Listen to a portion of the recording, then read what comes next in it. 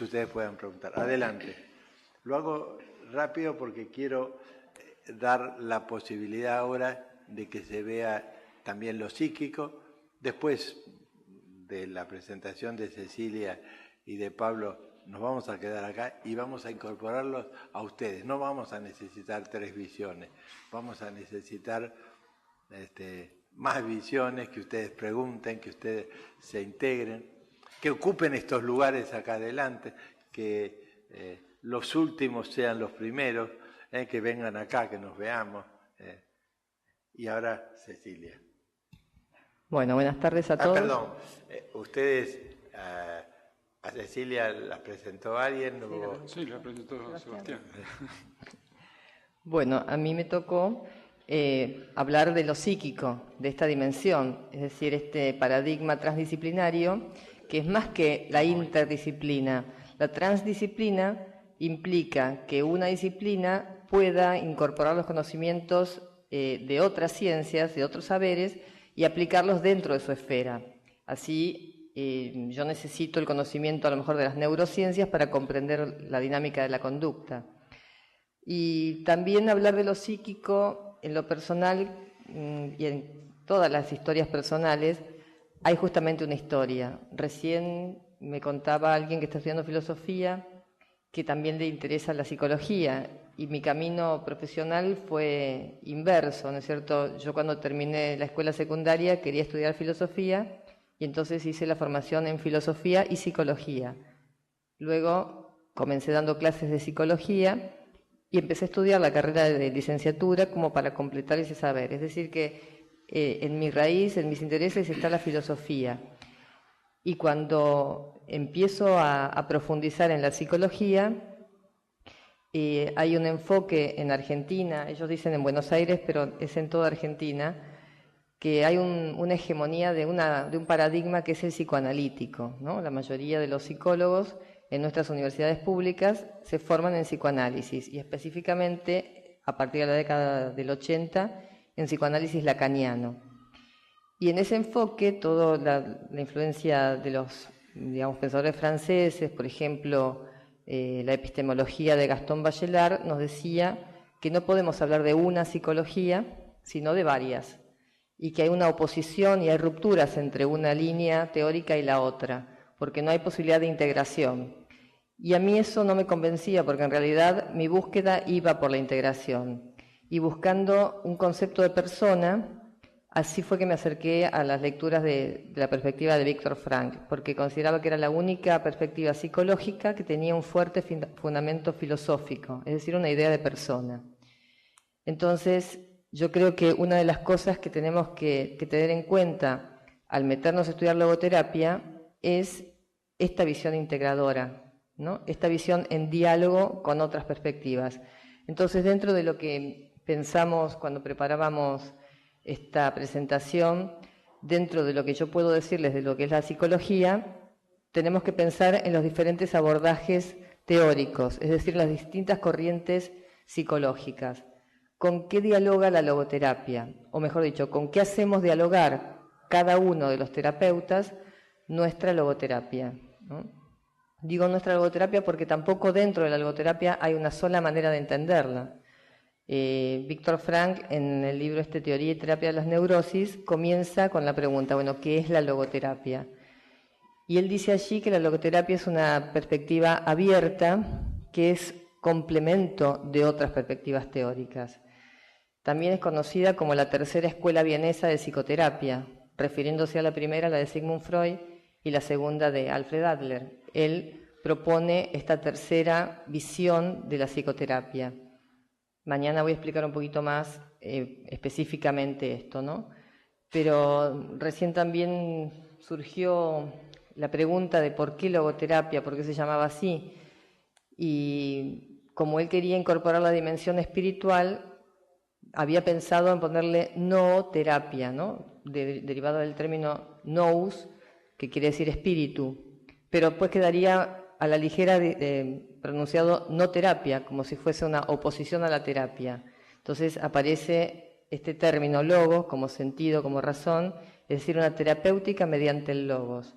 Una terapia que busca el encontrar sentido en la vida. Esto no es la única respuesta, no es la panacea. Dice Frank que no todo método puede ser aplicado del mismo modo, con el mismo éxito, por cualquier terapeuta. Ni todo terapeuta puede manejar con la misma eficacia cualquier método. Entonces, yo pienso, bueno, ¿con qué dialogo con la logoterapia en mi quehacer profesional?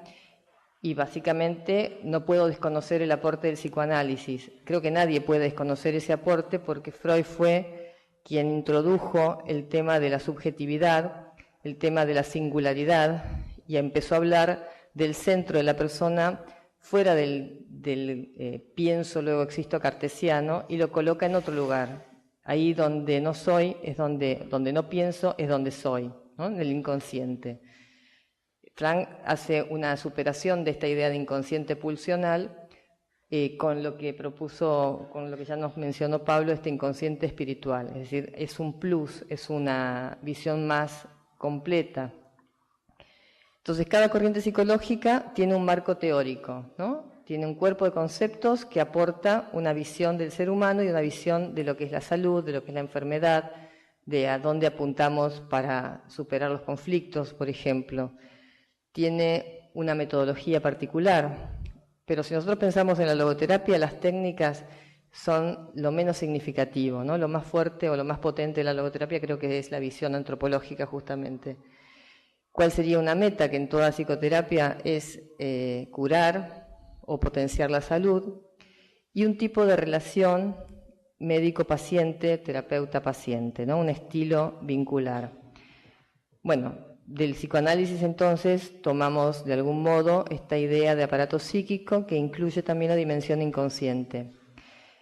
Jerónimo ponía en las diapositivas la terapia sistémica, ¿no? La visión de la teoría general de los sistemas de Václavic, ¿no?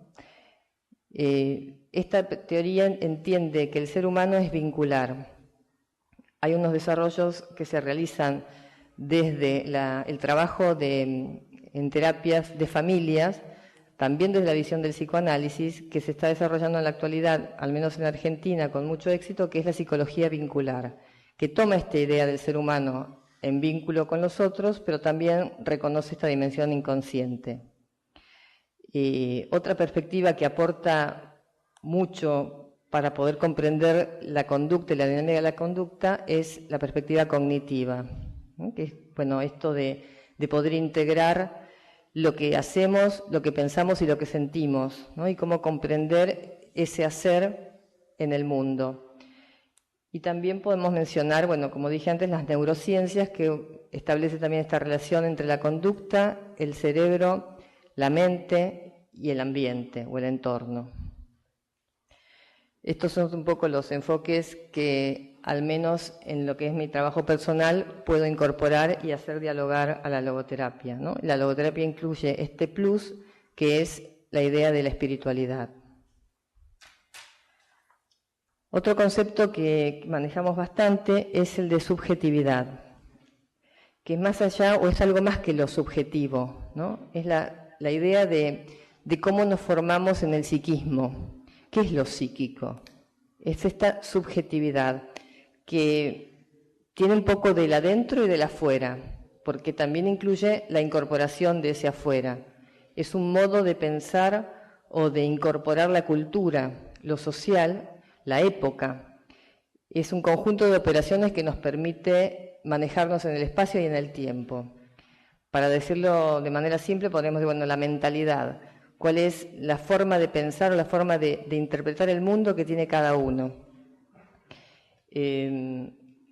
No es lo mismo una subjetividad contemporánea que una subjetividad del siglo pasado. O sea, ¿cómo pensamos? ¿Cómo nos manejamos hoy en el mundo?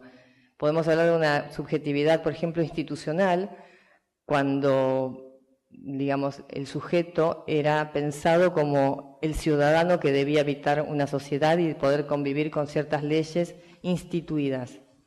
Hoy nos habita una subjetividad mediática, ¿no? Que es la fluidez, el movimiento, la novedad, los cambios permanentes. Estamos más habituados a eso que que a la subjetividad instituida. En el viaje se me rompió la cremallera, ¿dice? Sí.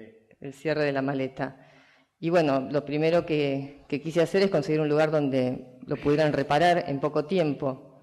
Y me dijeron, no, bueno, pero aquí la gente compra otra nueva. Y esta es bastante nueva, entonces no me resistía a esto. Entonces, pero es esa subjetividad del mundo del consumo. Se usa, dura poco, se tira y se cambia. La mentalidad de otra época era un objeto que dure toda la vida. Esa fue, qué sé yo, la subjetividad industrial, que era comprar un objeto, una heladera que la pasara de los padres a los hijos y de los hijos a los nietos, ¿no? A ver si funciona esto, si lo toma de YouTube, si no lo busco de la computadora. Mi abuela es muy linda, joven. A veces buena y a veces muy rezongón. Esto es una computadora. Ahora. Yo se ve acá. Estamos en internet. Ponemos Google 99. ¿Está bien así? Está apagada. Ahí está apagada. Y ahí está prendida. X. Sí. Pasas el cuadrado y le pegas a la Apagada. apagada. Prendida. ¿Cómo se llama el aparato? MP4. Muy bien. Le enseñamos a la novia a llamar por teléfono. Te miro. ¿No puedo saber tu contraseña? Porque si no, me la puede hackear y me puede robar usar un juego. Es una máquina que puedes cliquear y si te cliqueas en alguna cosa, puedes buscar información, como buscar información de los indígenas, buscar información. De verdad no sabe. Mi abuela ya aprendió a cerrarla porque no sabía abrirla. Se la pasa al tablero. ¿Entendiste?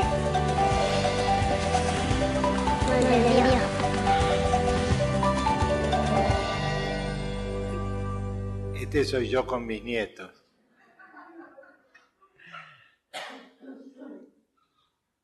Somos todos los que no hemos nacido en esta era, en esta era digital, ¿no? Somos inmigrantes en esta época. Los chicos son nativos digitales y esa diferencia, esa sería un poco el ejemplo de cómo se marca una subjetividad.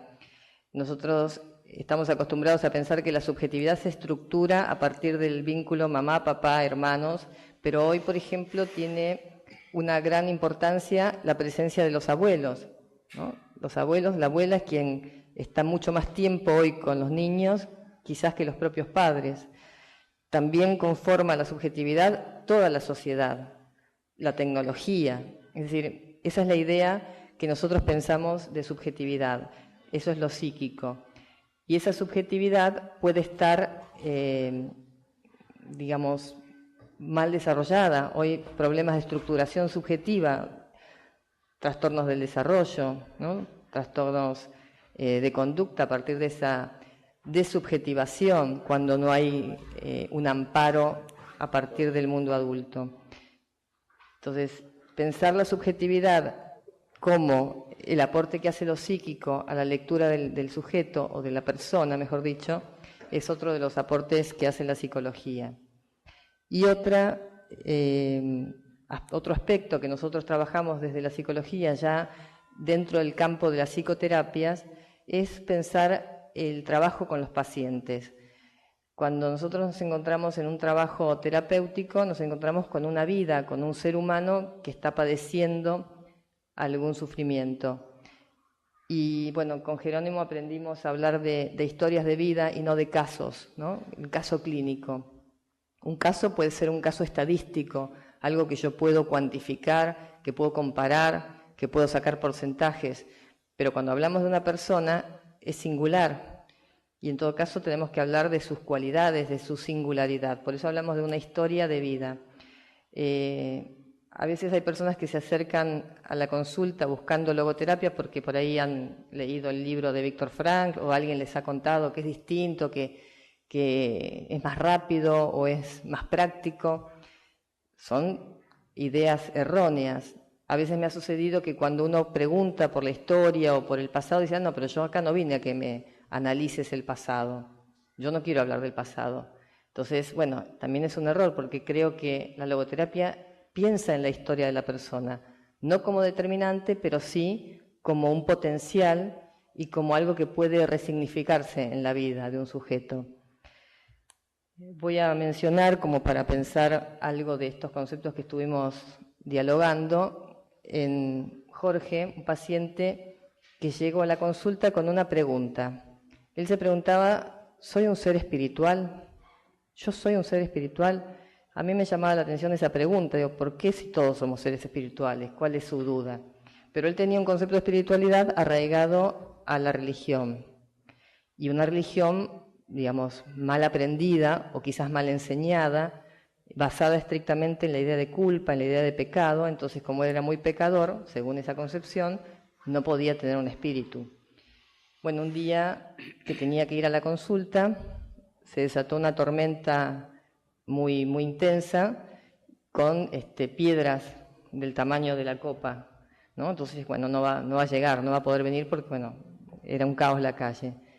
Llegó más tarde a la consulta, muy eufórico, me contó que venía en un taxi y que al taxi se le rompió el parabrisas y que como el que conducía el taxi no era el dueño sino que era un peón, estaba muy amargado porque, bueno, le iban a descontar el sueldo encima por culpa de él. Entonces él, mi paciente, lo consolaba, le decía, no, flaco, no te preocupes, hay cosas peores, le dio ánimo.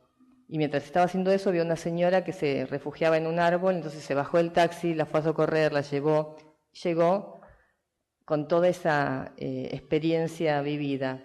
Y después de un rato que me relataba todo esto, veo que tiene el brazo cortado, ¿no? Se había lastimado con el parabrisas roto.